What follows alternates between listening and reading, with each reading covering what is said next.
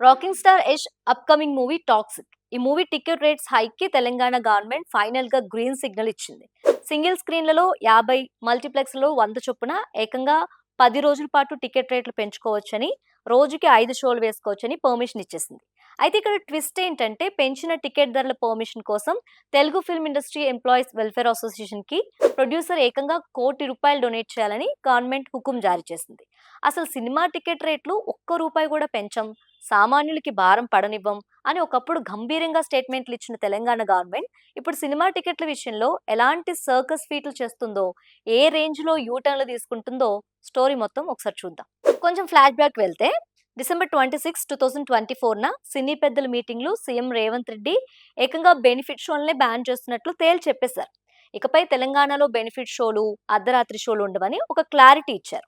Public కూడా అబ్బా, మన గవర్నమెంట్ ఎంత బాగా ఆలోచిస్తుంది అని మురిసిపోయారు. But AP deputy CM Pavan Kalyan movie OG release టైంలో రేవంత్ సర్కార్ యూటర్న్ తీసుకుంది. సెప్టెంబర్ 19, 2025న ఓజీ సినిమా టికెట్ ధర ఏకంగా 800కు పెంచుకోవటానికి, ప్రీవియస్ నైట్ 9 PM కి స్పెషల్ షోలు వేసుకోవటానికి గవర్నమెంట్ పర్మిషన్ ఇచ్చేసింది. అయితే సెప్టెంబర్ 24న Telangana high court single bench judge న్యాయమూర్తి ఎన్వి శ్రవణ్ కుమార్ ఆ జీవోని సస్పెండ్ చేస్తూ స్టే ఇచ్చారు. దీనిపై మినిస్టర్ కోమటిరెడ్డి వెంకటరెడ్డి ఆ టైంలో షాకింగ్ కామెంట్స్ చేశారు. నాకు తెలియకుండా హోంశాఖ special chief secretary OG ticket రేట్ల పెంపు జీవో ఎలా ఇస్తారు అని ఆఫీసర్ పై ఫైర్ అయ్యారు. పక్క రాష్ట్రంలో జీవో ఇచ్చారని ఇక్కడ కూడా ఇచ్చేశారా? హైకోర్టు ఇచ్చిన స్టేను స్వాగతిస్తున్నామని చెప్పారు. అండ్ దాని తర్వాత సెప్టెంబర్ 25న మినిస్టర్ కోమటిరెడ్డి వెంకటరెడ్డి ఏమన్నారో తెలుసా? ఇక నుండి తెలంగాణలో సినిమా టికెట్ రేట్లు పెంచడం జరగదు. చిన్న సినిమా అయినా పెద్ద సినిమా అయినా ఒక్కటే టికెట్ రేటు. సామాన్యులపై భారం పడకుండా చూస్తాం అని పెద్ద పెద్ద మాటలు చెప్పారు. కట్ చేస్తే ఆగస్ట్ 19, 2026 నాటికి కథ కంప్లీట్ గా రివర్స్ అయిపోయింది.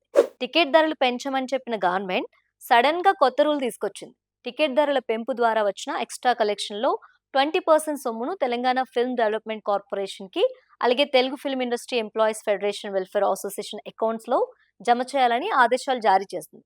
పెద్ది, రాజాసాబ్, మనశంకర్ వరప్రసాద్, అఖండ 2 లాంటి బిగ్ మూవీస్ ఎగ్జిబిటర్ల నుంచి ఈ 20% అమౌంట్ వసూలు చేసి వెల్ఫేర్ ఫండ్ కి ఇవ్వాల్సిందని క్లారిటీ ఇచ్చింది. అంటే టికెట్ రేట్లు పెంచడం పక్కా, అందులోంచి గవర్నమెంట్ ఖాతాకి కమిషన్ ఆర్ ఫండ్ రావటం ఇంకా పక్కా అన్నమాట. ఇక ఇప్పుడు యష్ టాక్సిక్ సినిమా దగ్గరకు వచ్చేసరికి రూల్స్ ఇంకా అప్గ్రేడ్ అయ్యాయి. 10 రోజుల పాటు టికెట్ ధరలు పెంచుకోవటానికి, 5 షోలు వేసుకోవటానికి గ్రీన్ సిగ్నల్ ఇస్తూనే డైరెక్ట్ గా ఎంప్లాయీస్ వెల్ఫేర్ అసోసియేషన్ కి ₹1,00,00,000 ఇవ్వాలని కండిషన్ పెట్టేశారు. సామాన్యుల జోబులు ఖాళీ కాకూడదు అని మొదట్లో డైలాగులు చెప్పిన సిస్టమ్ ఇప్పుడు బడా సినిమాల నుంచి, జనం జోబుల నుంచి పెంచిన టికెట్ల కలెక్షన్ ద్వారా వెల్ఫేర్ ఫండ్స్ రాబట్టడానికి పక్కా కమర్షియల్ ప్లాన్ వేసిందని సినీ లవర్స్ సెటర్లు వేస్తున్నారు.